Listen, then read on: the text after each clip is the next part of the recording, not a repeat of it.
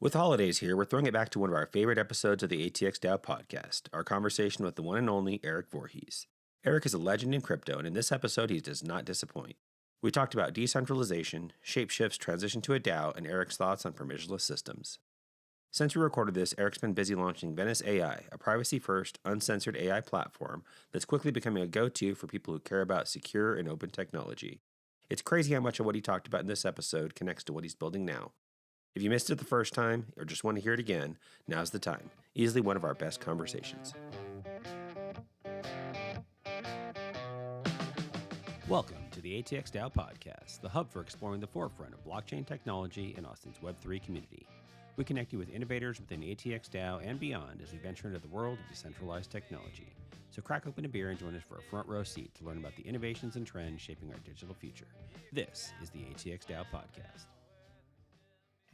So Erik, I was asking before we started, should we even ask you to give an intro, or should we assume everybody knows who you are? We figured probably best, just for those who may not have heard about you, to do a quick intro. So can we start with that? For the two people left in crypto who haven't heard about you, or who haven't watched your permissionless talk. Crypto is growing. There's a ton of people that have no idea who I am. I think that's always a good sign. Like, if every person I meet has already met me before, that means that the industry is not growing anymore. Yeah, so, great point. Yeah, there's a lot. I would say probably most people in crypto don't know who I am. But let's do a quick intro and fix that. I'm Erik Voorhees. I've been in Bitcoin since 2011. Makes me an old man. I got interested because basically I felt like the money system of the world was broken, because it's centrally planned and controlled, which seems very Soviet to me. Like to centrally plan money is appropriate, I would think, for the USSR, but not for America.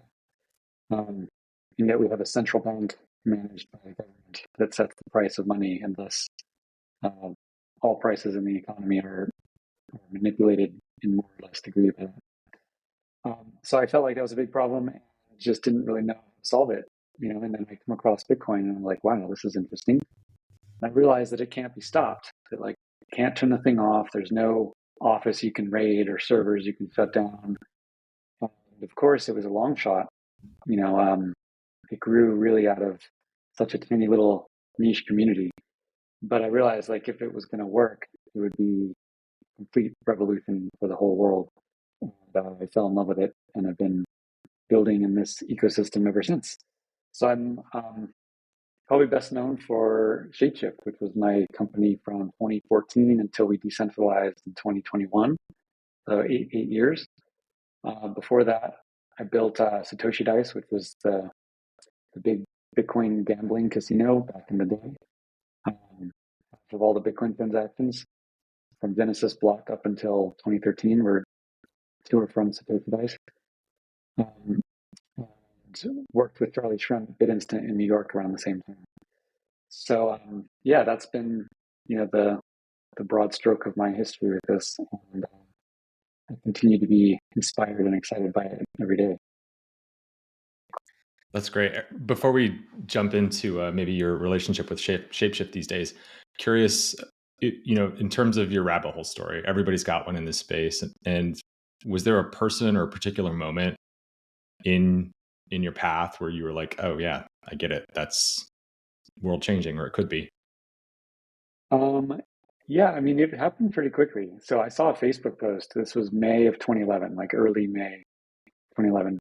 Facebook post from someone in New Hampshire, where I was living at the time, as part of the Free State Project. Just a link to an article that talked about Bitcoin. And, it took 2 or 3 articles. After I clicked on it and read about it, I was like, it seemed so. It seemed fishy, because the article was about how this asset had gained 400% since in the prior 3 or 4 months. And financial assets don't do that, right? So anything that grows at that speed in that amount of time as a financial asset is a scam or a lie, or there's something going on. So it made me very skeptical. But then I looked into it more deeply and realized, yes, that was true. What was amazing, of course, is that the biggest growth in Bitcoin's history was still to come. That was all still nothing. This was when it had gone, from $1 to $4 or something. So my initial skepticism waned really like within 30 minutes, I think, and I was like, wow, this is so fucking cool, and just got completely obsessed. And then I spent a week or two just absorbing all the information I could about it. And it's very interesting how much better the mind is at learning even quite complex or technical things if you have an emotional appeal with it. So sure. Like I don't have any background in photography. I'm not an engineer. Many of the concepts in Bitcoin were totally foreign to me, but I learned it pretty quick. And it was because I had like a deep intellectual interest in what it was trying to do. So I think there's an important lesson there. Like if you're trying to learn something and you're just finding it really hard, it might be because you just don't care about the thing. And the corollary, of course, is that those things you do care about, you will learn more quickly and you can pursue those paths eagerly. Yeah, it's so true. Yeah. Curiosity really is that Promethean fire, right? That's why I dropped out of college. Yeah. So I would love to ask a few questions about ShapeShift and your relationship with it these days. For those that don't know, I had the pleasure of working with Erik at ShapeShift starting in 2018. And I can hands down say Erik was the best CEO that I ever worked for, not just because he was the only CEO that I worked for. He was awesome. So I was also the worst. I didn't think about it. Personalized. But Erik was amazing. He was just as approachable as a CEO as he was as a person at an AI conference. And you made history when you announced in 2021 that you were stepping down as CEO and handing over ShapeShift to the community and launching a DAO. So I'm curious, what is your relationship to ShapeShift like these days? Yeah, so when we decided to decentralize, I had to kind of do a lot of deep thinking about like, what do I want my role to be? I wouldn't be formally CEO anymore because there was no corporation. But by default, I would probably still be like leading it unless I took action to do something else. And for two reasons, like I stepped largely aside. One was it had been like an 8-year slog and I really needed a break and some downtime and like reassess the world around me. So that was part of it. And that was just like a natural transition point. But also for it to be decentralized, it really needed to form like a new structure. It couldn't just be like the same structure that we had as a centralized corporation, but now we're down with all the same people. So I was like, I need to, if for no other reason, like step back from a formal leadership role in that regard, so that this organism, can form in a new way as a decentralized creature. So really, for both those reasons, like I stepped way back. I'm very likely still the biggest Fox token holder. And still like it's, less than 5%. So it was very decentralized in that regard from the beginning. And I, promised myself, and I think the community, that I would, never just like throw my weight around with the tokens I had to sway the votes. So I vote, fairly often, but always with a minority of the tokens. To largely just kind of step aside and watch it grow organically as a new DAO. So that's the situation now. I'm a user. Like it's the mobile wallet that I have on my desktop, and one of the two main wallets I use on my mobile, and one of the two main wallets I use on my computer as well. So a user and a fan, but no formal or informal leadership role at all. Wait, that's a really cool. I probably just MetaMask on its own. I would say, it's like the other Fox. Yeah. I only use wallets that have foxes as their logos. Nice.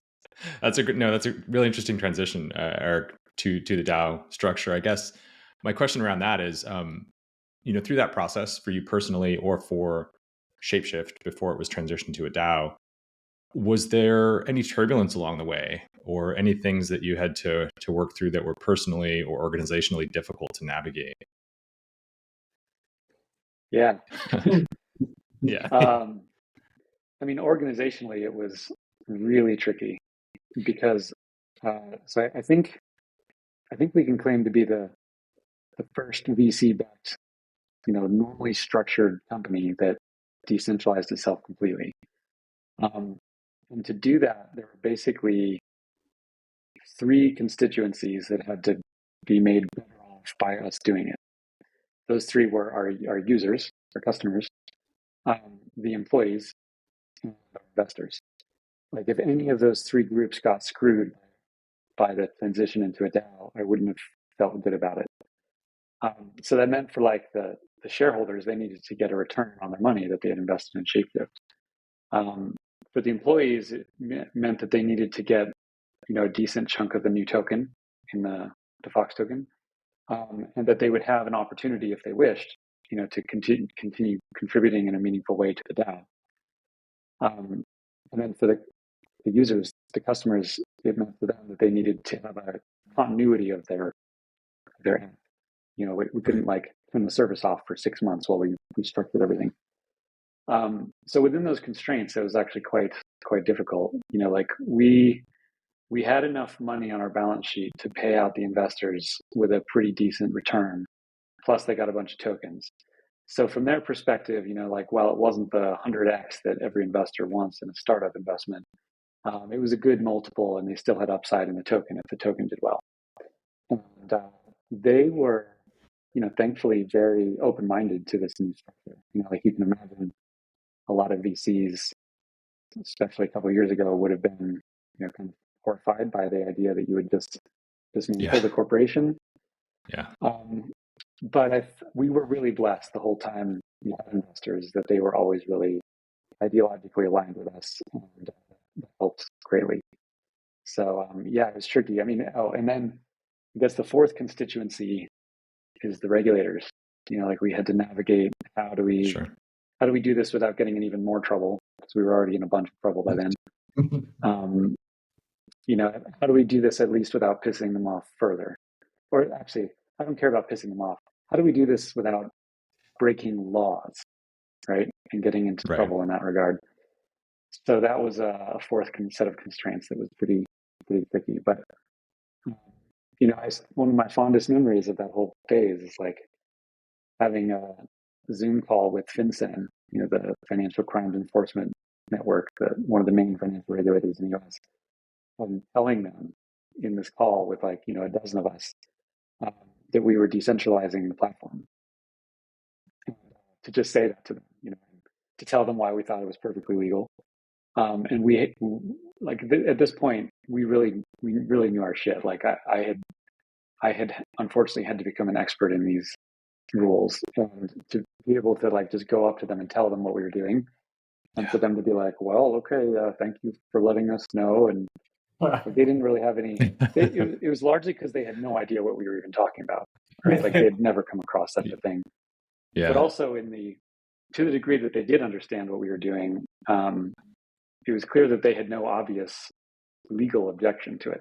And that felt great. So it was super tricky. I mean, the whole process took 6 to 9 months of organizational work before we were able to just decentralize it. And then it took a bunch of work after that point to build the DAO up, and that was a separate project. And looking back, do you think it was the right decision? 100%. Yeah. I certainly made plenty of mistakes with ShapeShift.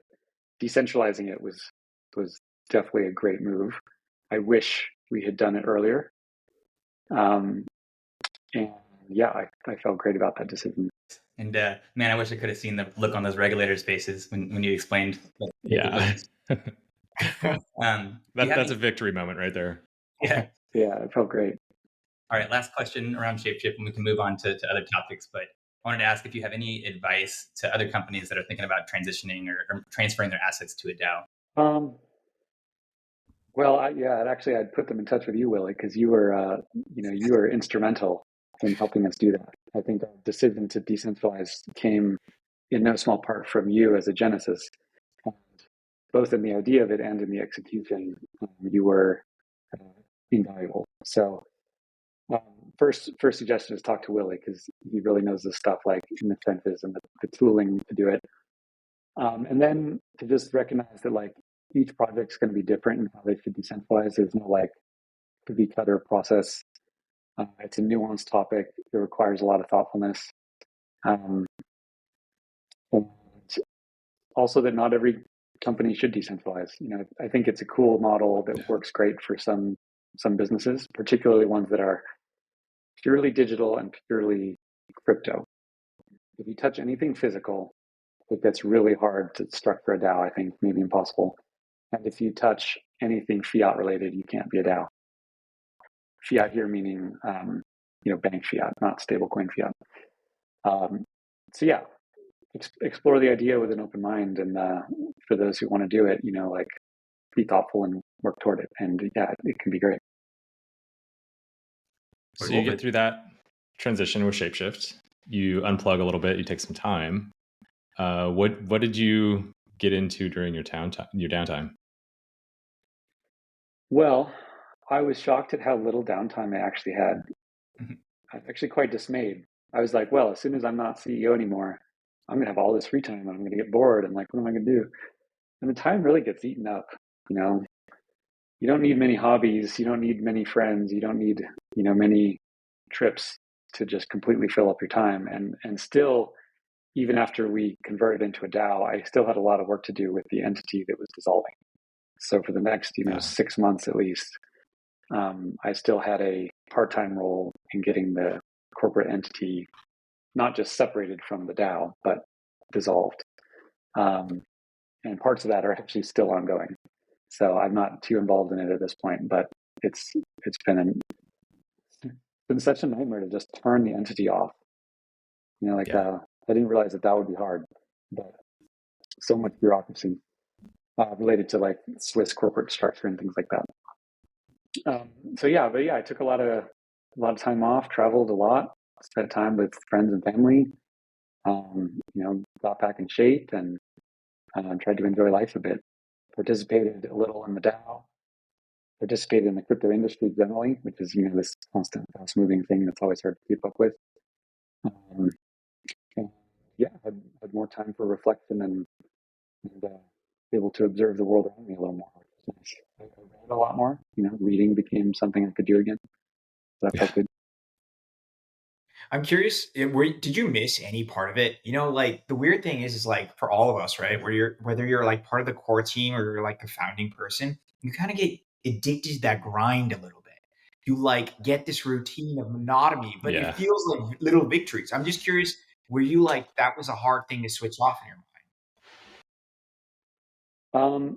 No, not really. I think in large part because we had already been a remote company for a year, post-COVID. So that all those habits of like being at the office and in person, many of those I missed after we separated into being remote. But that habit was all broken by the time we decentralized itself. So I think that helped to a degree.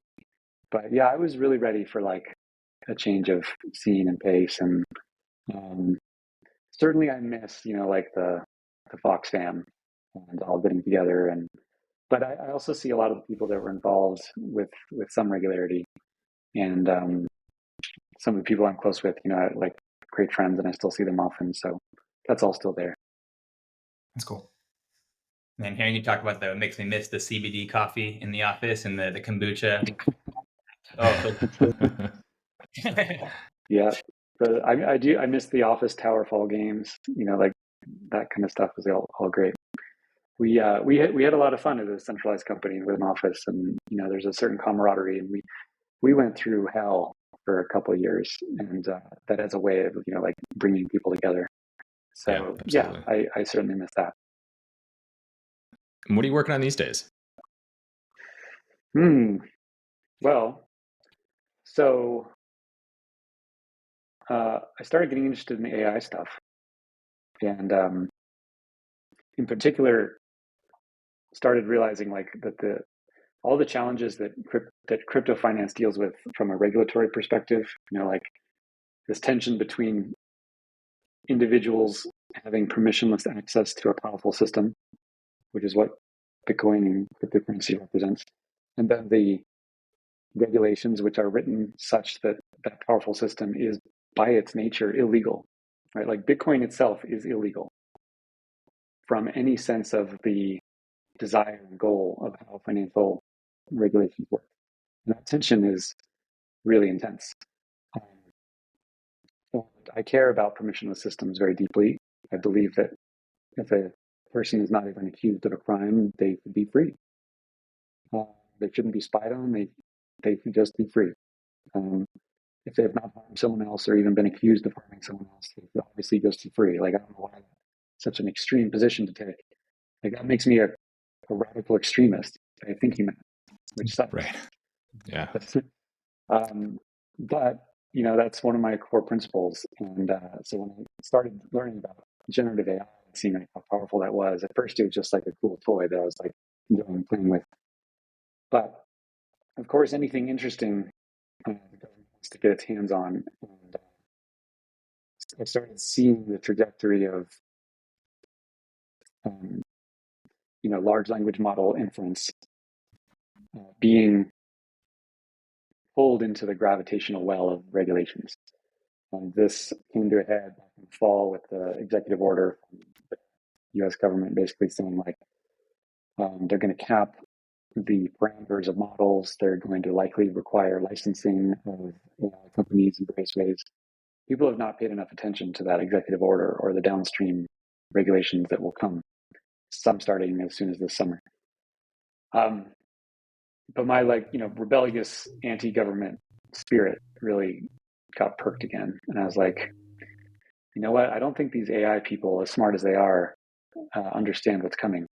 Because a lot of them have come from an academic world, and they haven't been like born in the cauldron of regulatory fire like the crypto folks have. So long-winded answer, but basically I've gotten interested in AI, and in particular in helping AI be decentralized and thus permissionless. So I'm quite involved in a project called Morpheus, which hasn't launched yet, still in development. It's essentially a decentralized AI network. No corporation involved, which I love. It's a decentralized project, open source from top to bottom. And it really carries the ethos of crypto that I care about so much into the AI world. And so I wanted to contribute to that and help make it a thing. So that's where my focus is. Very cool. For the listeners out there, we did do another episode with David Johnston. He gave us a little bit of a high level on the issue, but I'm curious about your perspective on what's happening from a regulatory perspective and what this executive order means for the AI landscape. Can you just give us the 40,000 foot? Yeah. So we'll just narrow the conversation to generative AI, because AI is a broad field, right? Generative AI is basically what people are used to using with ChatGPT, where you send in, a question or you want an image, and the amazing AI machine sends you back an incredibly elaborate answer or an image that it created, right on the moment. Obviously, incredibly powerful technology. It can, do code, and then OpenAI just released, what's it called? Sora, the video. Sora, yeah. Which is amazing. We are living in the future. So amazing, so scary, so wild that it's possible. It seems like we're looking at technology that should have been 30 or 40 years away, and it's here. And it's so powerful that I think there are a lot of people that want to capture it and regulate it. The charitable take is that some people are just legitimately scared of the consequences, and they want, daddy government to protect them. The less charitable take is that to the degree you can capture this stuff and license it, the incumbents will be in front, and they will have a license to maintain their lead, into the indefinite future. And I think one of the ways this gets expressed is that the models that are trained, that people run inference against, are going to end up getting licensed. Or stated differently, you will be required to have a license to offer AI LLM inference service to customers. And that license will stipulate, which models you can use. Those models, of course, will have to be government approved, which means they will be censored in small ways, large ways, benign ways, very dangerous ways. But you will only be able to access this kind of intelligent machine with the permission of the state, with the permission of politicians. And to me, that's wholly unethical. Like, there is no person in Washington that is such good of a person that they have the right to prevent me from accessing intelligence. Just like they should not have the right to prevent me from accessing books. Exact same thing. Or songs, right? Or like emotions, or like these are, or mathematics. These are all powerful things which obviously can be used for evil. Every great war in history was powered in part by mathematics, right? We license it. We license mathematics and make sure that only good people are using mathematics. I don't think so. Most people would find that preposterous. And yet when there's a new thing that comes along, whether it's Bitcoin, permissionless money, or generative AI, people suddenly believe that like it needs to be regulated. That's just their default position. Like, new powerful thing must be regulated, must be licensed. Like, the government will take care of us. I think this is a very dangerous religion. It's fundamentally anti-American, and the only way around it, in my experience, is to decentralize things and prevent the ability of the state to capture and regulate it. So I think this is becoming as important for AI as it is for money, and so I'm becoming equally passionate about both. How do you think we navigate? Everything you're saying makes sense to me, and I agree with your perspective on anti-regulatory stances with AI. But I'm curious what your take is on how we as a society navigate this technology. Just your personal opinion about how do we embrace this in a way that's going to make society better? And I mean, it's not all going to be better, obviously, but do you have a perspective on ways that we can self-govern this technology to make sure that we don't blow ourselves up? Yeah, I mean, first, a good principle is to like see where harm is actually being done to people in a coercive or involuntary manner. So, to my knowledge, like, AI hasn't killed anyone. But a lot of people are like, oh, well, it might kill a bunch of people. Okay, maybe we should consider that point, but it hasn't killed anyone, and empirically that's important. So perhaps try to find the places where it's actually causing damage, like, right, and real damage, right, where there's actually a victim. Like, find where a victim is, and then try to figure out reasonable rules to prevent more victims. Right. Blanket licensure because you don't want victims to happen in the future sounds good, but is, first, at best, highly likely to thwart the growth of the industry. The unseen cost of this, like when you curtail the advancement of a technology, all the benefits that would have occurred if it had been unleashed, or a large portion of the benefits don't happen, and you don't see that they don't happen. This is the concept of the unseen that the 19th century French philosopher Bastiat liked to popularize. You don't see what doesn't happen when you curtail a technology. You don't see the good stuff that would have happened that now didn't. Sure. And there's like something fundamentally, I think, immoral about preventing ourselves tomorrow and our future generations from those unseen benefits because we're afraid of unseen costs today. So, like, as a philosophical framework, I think that's a good place to start. Right. I'm a human. I don't want AI to wipe out humanity from the earth. Like, I don't think it will. There's a lot of scary sci-fi movies about this, but it hasn't actually caused any harm, any material harm yet.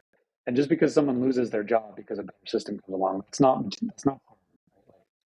If you're going to argue that, then we should also get rid of shovels because they, prevented.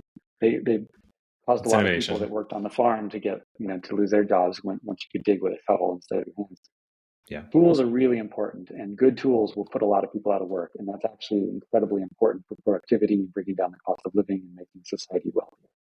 People that don't understand that basic premise of economics, like, fundamentally should be nowhere near regulations in the beginning because they're just going to support the economy and cause poverty. So, I'm kind of rambling, but that's a good start. Yeah, great take. So I guess like my next question is like, how do we just get involved? I mean, what are the different phases? You said it's like still in development. So like, what's the deal? What do we need to do? Get off the bench and like get in the game? Even with Morpheus specifically? With Morpheus or with life, man. Like, yeah. I think so. For those who are interested in AI, which is most people these days, and who care about permissionless and open source AI, which is at least many people in the crypto world, a good way to start is just to like go learn about the open source models. So everyone's aware of like OpenAI, ChatGPT, and some of the big models from like Google, but there's a bunch of open source models that get created by big companies. Like Facebook has probably created the best one. Mistral is a big company in France that's produced a really good one. And then there's like hundreds or thousands of these models, and some of them are really, really good. You can run these things on your own desktop computer with a pretty small degree of technical acuity. And so just to learn that can be done, like download one of these models from Olama, try it on your computer and just see how that works and how it compares to something like ChatGPT. Learning some of those tools I think is good. Like one of the best ways to learn Bitcoin back in the day is to just download a node and like get some Bitcoin and send it to someone. Use the thing, right? Same principle with a bicycle.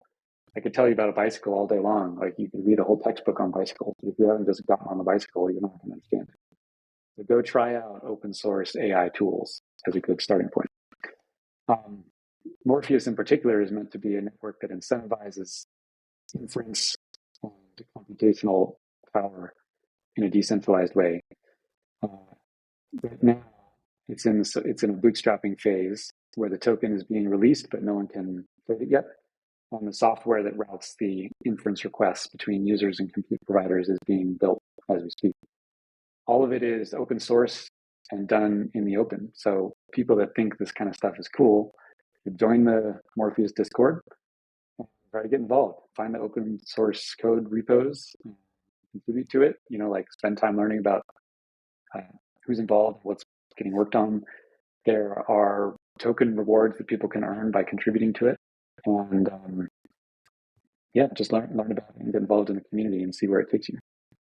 You had me at token rewards. He didn't say incentivized. Y'all have convinced me that it's worse for the government to regulate AI than more beneficial.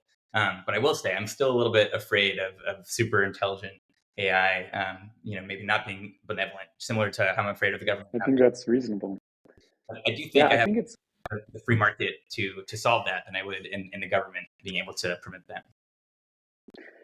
Yeah, it's like and I think one danger is that the debate gets cast between people who worry that AI can be dangerous and people who assume it is safe, right? Or people that assume it'll be dangerous and people that assume it'll be safe. First of all, no one should assume anything. Like this technology is brand new, very weird, moving very quickly. No one should have surety that it will be safe. And how do you define that?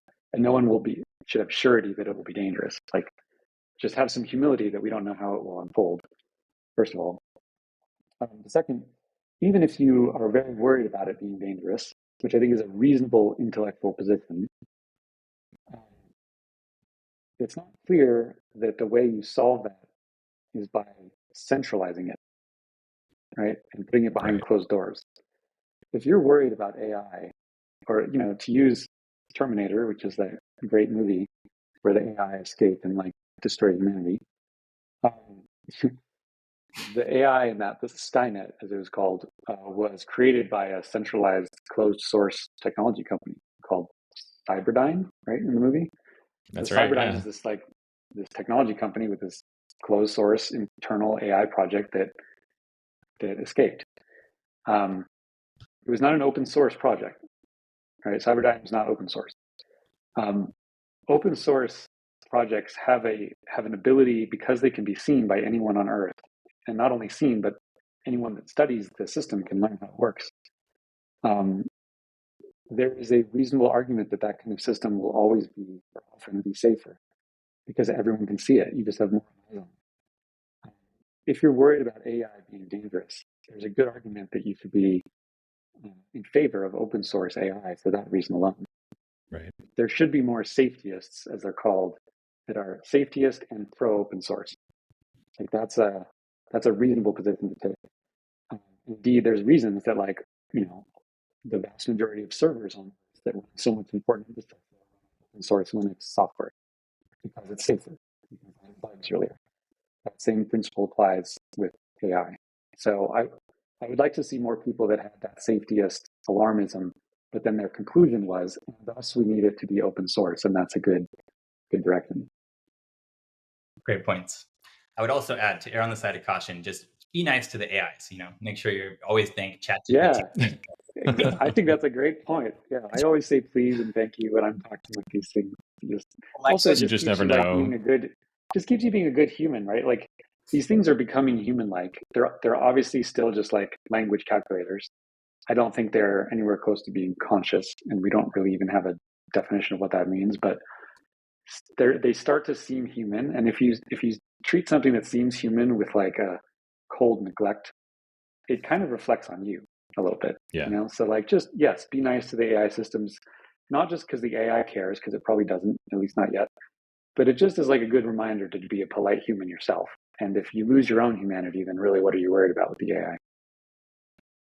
Yeah, great point. What's your favorite use for AI in your personal life, Erik? How are you using it most these days? I've realized that it's actually become the better search engine. Yeah. I think this is like an underappreciated point. I'm starting to not use Google as a search engine very often. When I have a question about something, I find ChatGPT is better, usually.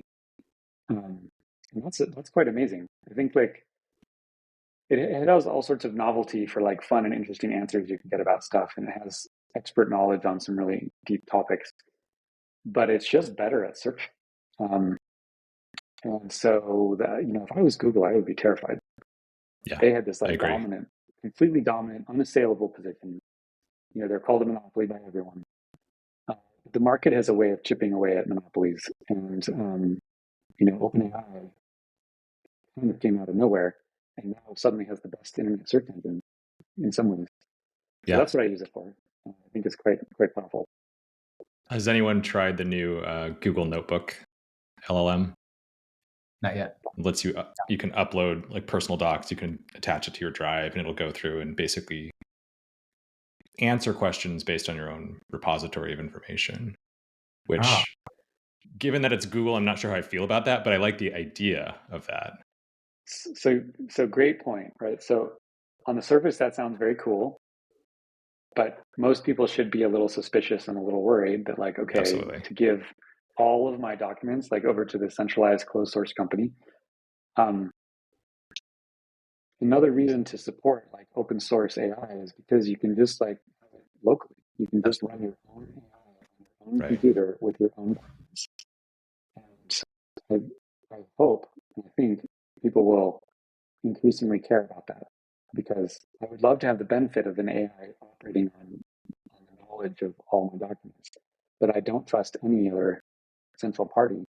Not because they're necessarily trying to be, bad, but they can get hacked or something can happen. And once they have the data, they will always have it. Like once your data goes to Google, it's theirs forever. Same with Apple. Well, and what I'm guessing a lot of people don't realize is that once you cross, because this is a beta app, and so once you cross that divide from your Google Drive to Notebook, buried somewhere in the TOS, I'm sure you're giving away access to all of that data that you may have not have given away without doing that. And a lot of people aren't going to realize that. Yeah. And I think it's totally fine if someone wants to do that. It's their data, they can do what they want, but people should be thoughtful about it and they should recognize what they're doing. And I want there to be alternatives. So open source is really key there. This seems like a perfect thing for someone to build a RAG on Morpheus, right? Just this is like a RAG. Build a retrieval augmentation engine and just launch it on Morpheus. You get a few tokens out. Maybe that's something. You want to build this afterwards? Yeah, let's just put this on the board. Yeah. Do it. Yeah. I mean, that hopefully, if Morpheus is done well, like it will incentivize people to build those kind of things. To build something like what Google just did, but for your own local device and drive. And anyone listening to this, like, it's all open source because they're building that. It'll be really, really useful. Awesome. And where are you plugged into the project? I guess what pieces are you working on or thinking about? Well, so I've been involved in like trying to better define some of the tokenomics. So its initial model of like how it incentivized compute, I thought would not work. At best was not optimal, and at worst probably wouldn't work at all. So I like went in and kind of wrote a suggested complete change to how the tokenomics of compute provisioning works. Released a paper called Yellowstone from Morpheus that is flying over Yellowstone Park while they wrote it on the airplane. So I tried to contribute like at the fundamental level to make sure those tokenomics were sound, because without that, the whole project's going to fail.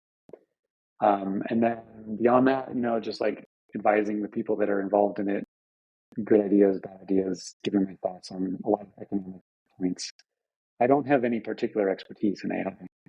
I think I have a decent understanding of like generally token economics to a good degree.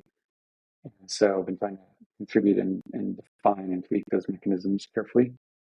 And then, I'm going to be building an app on top of it. So I'm also going to be using Morpheus like as a foundation to build an app. So in both of those worlds. Very cool. In the Yellowstone model, so I read the explainer before we did the interview with David. And I recall that there's this interesting dynamic after the first epoch.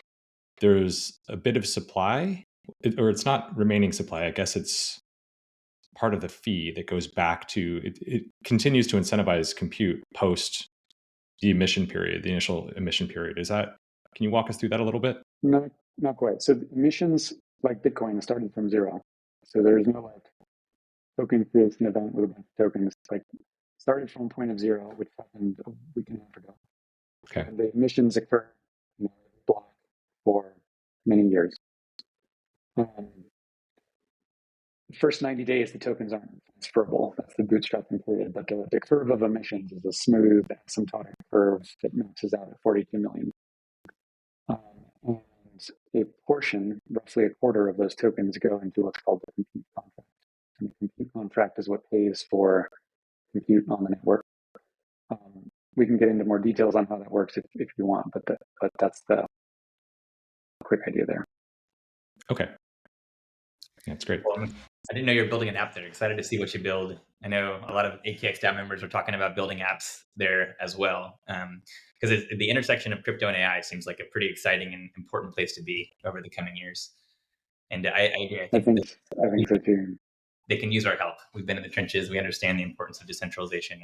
Yeah, I feel we like can add that. The crypto guys are like the ones putting the wet work. We're doing the dirty work. I feel like they're in their nice, beautiful towers of academia, and like now we really understand like this is how you deploy this, bro. It keeps bringing to mind that scene from the Batman movie with Bane, where he's like, he says, I was born in the dark. I feel like the crypto people were born in this, like what's referred to as the dark forest of like an assumption of constant adversity. And it's like a world of game theory, a world where no one trusts each other. And with those assumptions, a whole bunch of interesting things can get built. And, it all starts from like Satoshi's white paper about removing trust from the core monetary system. So crypto people come from that world of not trusting each other and building systems without assumptions. The AI world come from largely which people are known, they trust each other. It hasn't been highly commercialized until very recently. And suddenly now, like it's going to become regulated and adversarial with various states, governments. So I feel like these two groups like really have a lot to teach each other. And it's a cool thing. It's, there's a lot of people that really understand the importance of like open permissionless access to machine intelligence and open permissionless access to money. And the moral justification for both is really the same. But the systems to do it are also similar. And so there's good cross-pollination happening. I didn't realize we'd have to work with academics, though. That makes it a little bit less appealing. Dude, I think like the lab coat. Good point. I'm back in. Lab coats and flip-flops, bro. We're just trading the hoodies away. Great point. So I saw that you went to Antarctica recently. So I want to change subjects. What inspired that? Well, my girlfriend and I were invited to go to Antarctica by one of her friends, and it was never something I thought like I would do. I didn't even consider whether if that was a bucket list thing or not. I hadn't like conceived of a trip to Antarctica. But of course, hearing about the invitation, I was like, well, yes, I must go. So yeah, I was there about 4 weeks ago. It was incredible. Lots of people like go down to Antarctica on a cruise ship and they see the coast and they might go ashore for a few hours. We flew from Cape Town about 100 kilometers off the coast, or in the coast, camp there. It was like a very luxurious camp. We were definitely not roughing it.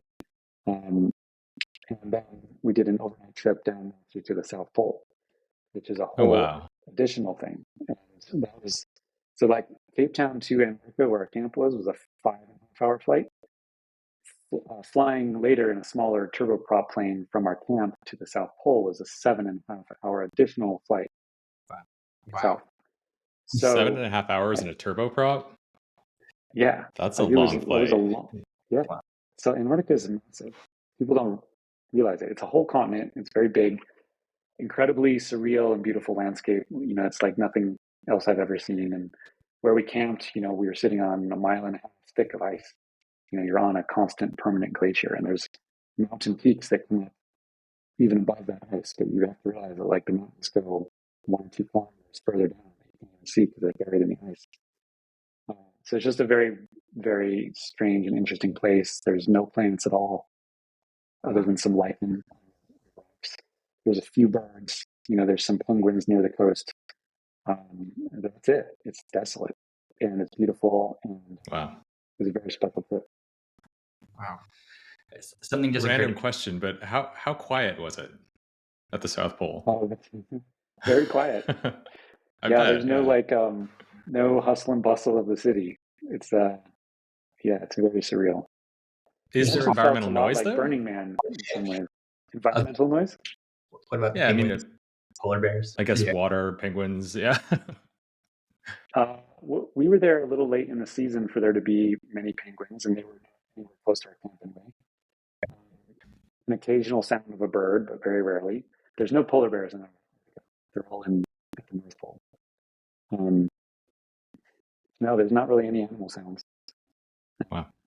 It is silent and eerie. Yeah, you should have left an iPod there with a solar panel that just plays like rain sounds, or like the Beastie Boys, like on just loop. be that guy. Yeah, I could be that guy. We did take a 24 hours. We did take a flag down to the South Pole, a Bitcoin flag. I need to post a picture of this. Oh, we amazing! took a Bitcoin flag and got a picture of it, like in the circle of all the national flags, like down at the South Pole. So probably the first Bitcoin flag to ever fly down there. That felt nice. Well, this might be a dumb question, but I feel like you'll know. Is there any like regulatory body that governs Antarctica, or is it the Wild Wild West? So a little of both. There was a treaty that happened like a few decades ago between like 8 or 9 countries, and essentially none of them can claim territory or deny each other access to it. And depending on where you are, the rules of those various partner countries can apply to you. So it's kind of a weird hybrid, but it's actually like a good example of international cooperation that has worked for decades. I don't believe there's controversy or many problems. So the large governments of the world, at least in one place down at the bottom of the earth, have managed to like cooperate with each other. So it's the exception that proves the rule, I guess. It's the penguins holding the line. They're like, "Don't fuck around, Dad. We'll kick you out of here. You have to swing back." It's a permissionless continent. Yeah. Well, I did discover that there's all sorts of interesting conspiracies about Antarctica, including like a lost city that's inhabited by Nazis. And the flat earthers have a lot of opinions about Antarctica. They believe there's a big wall down there that you can't get past. Most of the conspiracies convey that there's like places in Antarctica that you can't go. From my empirical assessment of my experience there. Nothing of any of those has any merit. You can go anywhere, but obviously it's a large logistical challenge, and you have to be very careful. And a lot of people die doing the wrong thing. So you're telling us you didn't find the Truman Show wall? No, I was really hoping to find like the lost Nazi city. That would have been really interesting to see from the air. I didn't see it. I guess another question we have to ask is that, like, well, we're going to switch back to crypto, right? I love the Antarctica thing. Actually, one last question. Really wanted to know, Austin or Antarctica, which one would you prefer? Which one, I guess, is a summer place for you? Better place to visit for this list. To visit, of course, like Antarctica is way cooler. But to live, like you can't live there. Like it's like living on Mars. Like it felt like Mars colony. Everything has to be brought in and brought back at great expense. Infrastructure is incredibly minimal. So in that way, it was similar to Burning Man, and that like you can have the illusion of civilization at great expense for a temporary period of time, but there's no persistent infrastructure or development there. So like very different vibe than Austin, I would say. The way you're describing it, I feel like it's that James Bond, like the world is not enough ice castle, that just gets built up for whatever, and then like every year it just gets ruined. And they build it up again. But in this one, it was the space laser. There was actually like an ice bar that was created by the company that we were touring with. This was like a very nice, like a nightclub in Finland or something, like made entirely of ice with a bar. So people do all sorts of really creative things in desolate wastelands, but none of it is permanent. And I think they have to rebuild that bar like every 2 years or so. First of all, we were there, it was sunshine nonstop. It's the summer. But there are people that man the research stations during the winter. So imagine like being in sheer darkness for 4 months with like a group of 10 or 12 people. You can't leave. Like you can't fly back during the time. There was some crazy story that I learned about a woman who was like the doctor with the team over the winter, and she developed breast cancer while she was there. She ended up operating on herself, and like it was all fine. She did it, but it was like that's the kind of self-sufficiency that these people have. And to live in darkness for months sounds. I'd be willing to try it once, but I bet it's pretty scary and strange. I think I'll just stick to the Antarctic cruise. I might just be able to do my thing, get out. Well, also I read like the Shackleton story while I was there. Oh yeah. Shackleton was this English explorer who tried to be the first team to navigate the continent, and the excursion went horribly wrong. I won't ruin anything, but it's an incredible story of leadership and resilience and survival. And it just makes you realize like how easy we have it in the modern age. Right? Even the people that are at the research station, like they have diesel fuel and food, like aplenty. Like they have so many luxuries and things that we take for granted now, even in that situation. People in the past really, really were hardcore. Like we can't really understand like what humans normally dealt with and did. And we have it so comfortably now. And I think that's okay as long as we like appreciate it and think about it and realize where that comes from, and like that it's due to wealth and markets, and we should be grateful for that, and we should pay more attention to it. Yeah, 100%. I'll put it in perspective. So you've obviously been to some cool places, and I think you've probably visited a lot of crypto communities around the world. I'm curious, I know you've been to Austin's crypto scene. How does Austin's crypto scene compare to these other communities? We've got a lot of pride, but we also want to make it one of the top crypto scenes. So we're open for feedback for anything we can improve. I feel like it had a great vibe, like especially now that you have a couple of the big conferences happening down there. And Texas just has a different culture than much of the US, which I think it's not surprising to me that like one of the best crypto hubs in the US is in Texas. There's just a greater spirit of independence there that I wish was more common in the rest of the country. So obviously that's going to mesh well with the spirit of permissionless finance. It's interesting that New York kind of like killed itself from a crypto perspective. Like it should have been the center of finance in the 21st century. It had all the momentum. It was certainly the center in the 20th century. but largely thanks to Ben Losky and the bit license, back in 2013 and 14, Yeah. the number of startups that are crypto there, like per capita, is so far below what it should be. And that loss has really been to the advantage of alternative cities, Austin being one of the main ones. We heard about these network states and these city DAOs. Curious if you have any thoughts just on the concept of city DAOs or potential for these network states. Yeah, network states are a cool idea. I love seeing people experimenting with like new forms of governance. I think that's great. Radical. Most of them will absolutely fail, and that's fine. Whenever you see like a bunch of things failing, that's a good sign because it means that people are experimenting. When you see little failure around you, it means you've found yourself in a stagnant place. Yeah. So I love the freshness of the thinking. I want to see these network states bloom and blossom and fail. And there's a lot of good lessons I think that can be learned from them.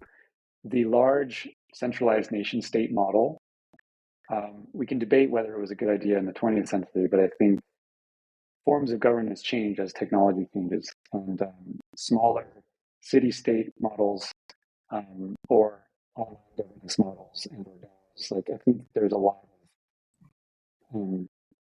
of wisdom in this stuff that will be apparent in the future, and so it's just starting. It's been exciting to see that. But of course, the centralized governments aren't going to let that evolution happen peacefully. They're all bankrupt. They're all in horrible debt. And they're going to try to claw the resources out of people as much as they can and screaming and kicking all the way down. It feels like we're going from the techno-feudalist to techno-capitalist era, right? Hopefully that's what it is. I would love to see a techno-capitalist era. The internet largely is that. Crypto is that. But it doesn't translate very well to the terrestrial land because governments claim this monopoly on violent aggression. But yeah, I would love a near future where we have actual techno-capitalism. I think the growth you see and the material well-being from that is incredibly powerful. And whatever you think the problems of the world are, you can solve a lot of things with a wealthier society. I mean, we're moving from a pretty heavy subject back to Bitcoin. So I just wanted to see what your take is on all the crazy ordinal and inscription action and all that stuff that's happening on Bitcoin with ordinals and runes and stamps and all this crazy new meta protocol stuff. I was just curious, do you have a take, or it's hopefully it doesn't break my heart? Again, same thing with the network states. I just love seeing the experimentation. Bitcoin really ossified in terms of its development culture for years, especially as Ethereum came out and people could build smart contracts on Ethereum. A lot of the developers that wanted to build applications moved over to Ethereum, and then sort of as a cultural response, the Bitcoin world became very much like a culture of anti-innovation. And I understand where some of that comes from, the conservative development path of Bitcoin. I think there's wisdom to it, but it's true that the culture of Ethereum was much more about building and moving fast and innovating, whereas Bitcoin was more stagnant. And now it's very interesting to see a lot of people trying to build on Bitcoin again. Some new protocols and innovations are letting that happen. There's half a dozen credible projects trying to do an EVM on Bitcoin. I love all of it. And again, lots of it will fail, and that's totally cool. It's just great to see the innovation and free markets and money and financial systems just moving so quickly. It's the regulators are so screwed. And the banks. And the banks. Think of all the innovation that banks have had in the last 20 years, right? It's almost none. Mm-hmm. And yet if you try to keep track of crypto projects and how much they change and all the new primitives getting built and what they're doing, it's just a different league. And banks are already obviously dinosaurs. The regulators are obviously they're regulating a world that has already moved beyond them. Or to use a metaphor, they're regulating the earth when the most interesting parts of society have taken off in the rocket ships and they're now in space. Yeah. And as someone who vehemently despises the federal government, I love that. I love the impotence which over the coming years these regulators will just one by one start to understand about themselves, and for all the harm that they've caused, and for all the self-serving pompousness that they live under. I feel like there's a great sense of justice in like how we're moving away from these central coercive entities and back toward the market. So yeah, bring all the innovation out on every chain and, let the markets do their thing. Nice. Solana included? Sure. Solana might have a bunch of good use cases, right? Like it obviously has its problems. It's not Bitcoin. It's not Ethereum. It's something else. But yeah, let it rise or fail, and it might find some really good niches. And all these things are better than fiat, Yeah. So yeah, I like seeing the experimentation. It's very intellectually exciting and philosophically. Never a dull day. Apart from price action and number go up, what are you most excited about with this coming cycle? I'm not sure. It's not like I'm that excited about the ETF. I think it's going to have a big consequence, and a good consequence generally, but it doesn't excite me. It's really just like there's not like some new narrative. It's just like the gradual, volatile progression of decentralized finance. It's the decentralized protocols that are always most exciting to me. To me, like DeFi wasn't a song. DeFi is the whole point. Bitcoin was the first DeFi project, and every new mechanism people find to extend the permissionlessness of Bitcoin as narrow money to something more advanced in the realm of finance is really the theme that I care most about. And certainly now the like crossover between crypto and AI and bringing like a permissionless foundation to AI inference is what most of my attention is going for. But that's just one branch of the whole crypto story. Yeah, absolutely. It's cool to see. It's got to be so cool from your perspective to see how far the industry has come. So I'm curious, do you have any words of wisdom for those who are entering their first or maybe their second bull market? Well, yeah, you have to find a balance between like riding the bull on the spaceship during the bull market and being responsible. No one should have all their wealth in crypto, even the most bullish person. All these systems can fail. All these markets can crash disastrously. You should take some profits at certain points and make sure your life is in order. Make sure your debt is manageable. Make sure you have like physical assets. Not that they're better than crypto assets; they're just different. And don't get sucked up into the hype. During the bear market, like people believe this stuff isn't working at all when the value is there. And during the bull market, people believe it's all like a panacea when there are actual problems. And you just have to see through the hype and the clouds in both cases. Enjoy the bull market. Don't get greedy. Like you can get rich very quickly in crypto by just like literally holding Bitcoin, which is the most boring concept of all.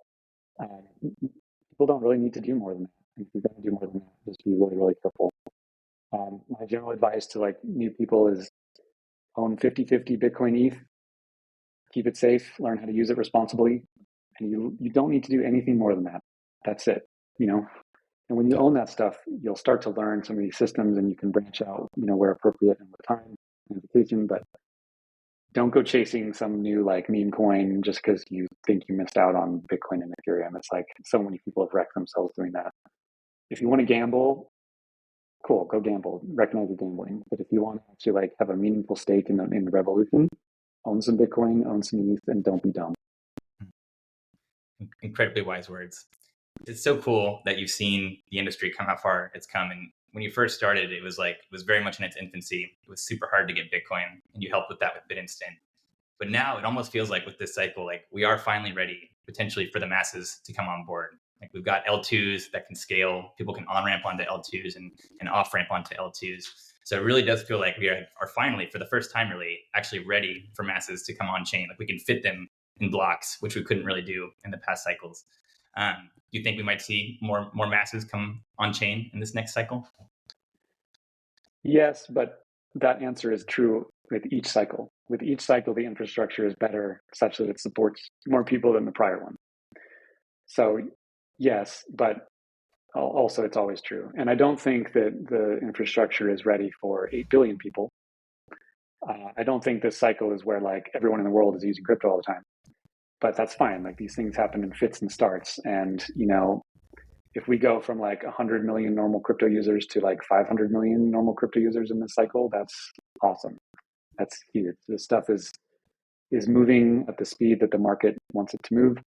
And frankly, like if it goes too quickly and adoption happens too quickly, you might end up having the like frog in the boiling pot situation where governments just freak out and try to ban it. I think it's good that it has a degree of slowness to it, even though by any historical account, it's all still happening pretty quickly. We appreciate your time, Erik. It's been a great conversation. Thanks for making time for us in your life. Yeah, this has been a great conversation. So thanks for having me on.